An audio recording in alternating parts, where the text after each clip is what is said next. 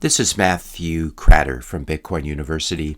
Today I'm pleased to report that Toxic Bitcoin Saturday is back in spite of my head cold, in spite of my voice, which you can probably hear. Toxic Bitcoin Saturday is when I highlight some important news developments from the week that you might have missed, answer viewer questions, and also set aside some time to laugh at the endless follies of shipcoiners, fiat maxis, and shiny yellow rock maxis. Bitcoin has had a good couple weeks. Bitcoin has passed all-time highs in 30 plus countries, including China and India. And we can see here, if we map out Bitcoin current price versus the all-time high by country, the green is spreading globally. Bitcoin is now the fifth largest base money in the world if you don't count gold. If you count gold, it's now the sixth largest base money in the world, having recently surpassed the British pound. As Francis Pouliot points out, there are only three types of people on Twitter right now: the Bitcoiners, the no-coiners, and the normies who have no idea what is going on and what is coming down the pike for them. If we take a look at CoinMarketCrap, we can see there's Bitcoin, and then there are a lot of brown coins here that are still well below where Bitcoin is.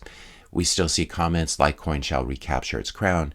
I responded, it never had a crown. There is no second best. This is what Litecoin's chart looks like for the past 12 months or so. Here's PJ Martin 5417 saying, I think Bitcoin Cash is the real Bitcoin. My response to him: then resign yourself to getting poorer and poorer over time. This is a chart of Bitcoin Cash, which is the fake Bitcoin, versus BTC, the real Bitcoin. And we can see it's been quite a brutal path for these people. Here's how the XRP army has been faring since Ripple, quote unquote, won their case. We can see a chart of Ripple versus Bitcoin. This is when they basically half won their case, and Bitcoin has appreciated against XRP since then. And then, of course, we have the precious metal folks who haven't awakened to the 21st century and the fact that we need digital money, not shiny yellow rocks or shiny silver rocks. This is Tim Hack on Twitter saying silver is so damn depressing. Literally the only asset which doesn't move at all. Bitcoin, meanwhile, over 60K again. I'm tired. This probably is a meme account, but it's pretty funny. If you're enjoying this video so far, I just ask you to hit the subscribe button. That really helps to spread the reach of the channel. Hit the like button, leave a comment, question, suggestion for a future topic. Also share this video with a few friends. This isn't a completely fair comparison because it's not looking at market cap, it's looking at units. Bitcoin up in the last 5 hours the same amount that gold is up in the past 5,000 years. It's a good meme, even if it's not completely true. Peter Schiff, desperate as always, pushing his shiny yellow rocks. Typically, when an asset bubble develops, there's at least some underlying value in an overpriced asset. But with Bitcoin, there's no value at all. Effectively, it's an asset bubble without a real asset. Try telling that to the market, Peter. This Bitcoin now has a market cap north of $1 trillion, which I don't think is something that you can completely ignore. The ultimate bubble, Peter Schiff calls it. That may be why it's grown so large and lasted so long. Bitcoin is a real asset. It just happens to be a digital asset, which shiny yellow rock people don't always understand. Here's a chart of Bitcoin versus gold. We can see gold continues to collapse against Bitcoin. So we can see why people like Peter Schiff are bitter. It's okay to be wrong, Peter, but it's not a very good idea to stay wrong as Bitcoin approaches $1 million per coin. Michael Saylor bet billions on Bitcoin and lost. Perhaps the worst Wall Street Journal article ever. We'll take a look at MicroStrategy stock. We can see that we're now trading above $1,000 a share. Also, Bitcoin is winning on the Bitcoin mining front. There was that move by the EIA to try to collect a lot of data on U.S. Bitcoin miners. Bitcoin miners got together and sued the U.S. Energy Department, and now they first temporarily suspended their mandatory survey in which they were asking for the actual locations of ASICs and mining rigs, etc. This was completely unconstitutional, and now yesterday we learned that the Biden administration is canceling this fake Bitcoin mining quote-unquote emergency declaration and destroying the data that it illegally collected. The government is going to restart the process the legal way with public notice and comment. Government is also paying attorneys' fees for Bitcoin miners. This is definitely a huge win for Bitcoin mining in the US. I like this summary from Bitcoin Pup.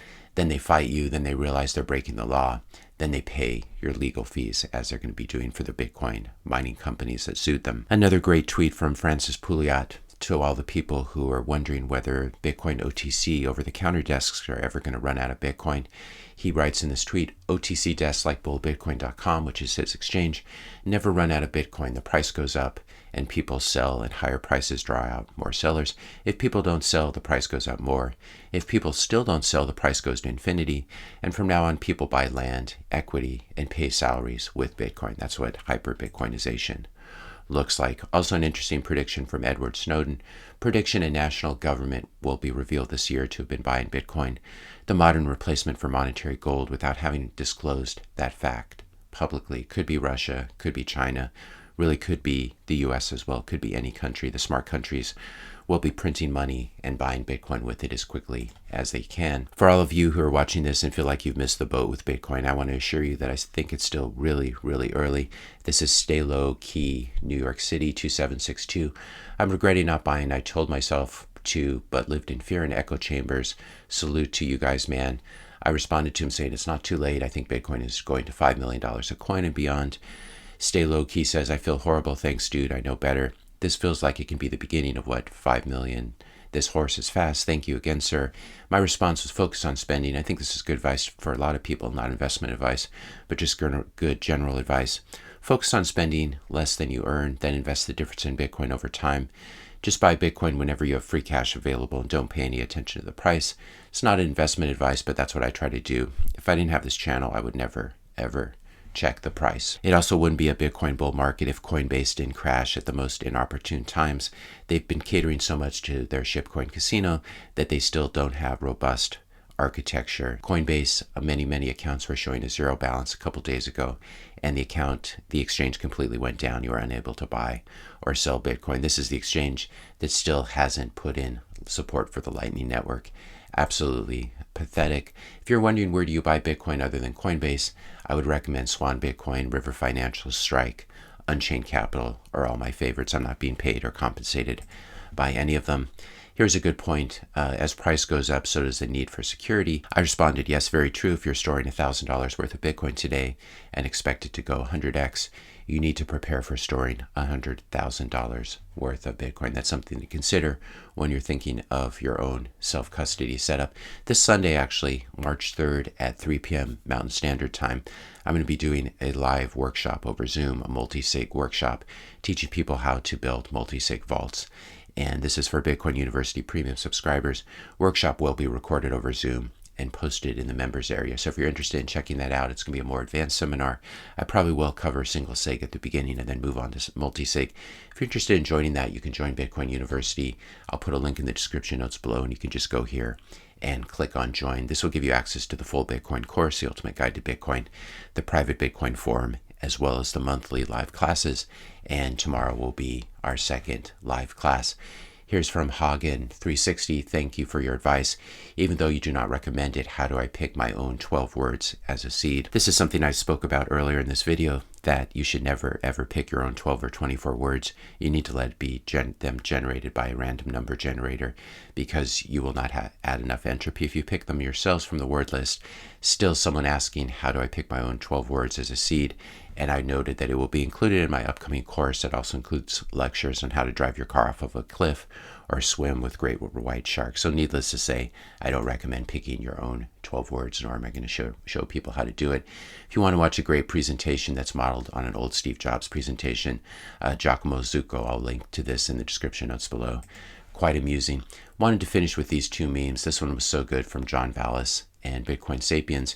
If you don't see it, if you don't understand Bitcoin, it seems absurd. When you do see it, it seems obvious. I keep marveling how true this continues to be, especially as we see new people coming into the space, not getting it, and then suddenly getting it. I also like this one from Tour de Meister, this Tolkien meme. May it be money for you in dark places when nothing else will work. This is the renaissance that Bitcoin promises to human civilization. If you enjoyed this video, be sure to hit the subscribe and like buttons. Hit the notification bell if you want to be notified when I publish my next video. And let me know your questions and comments in the comment section below. Thanks a lot for watching, and I'll see you in the next video.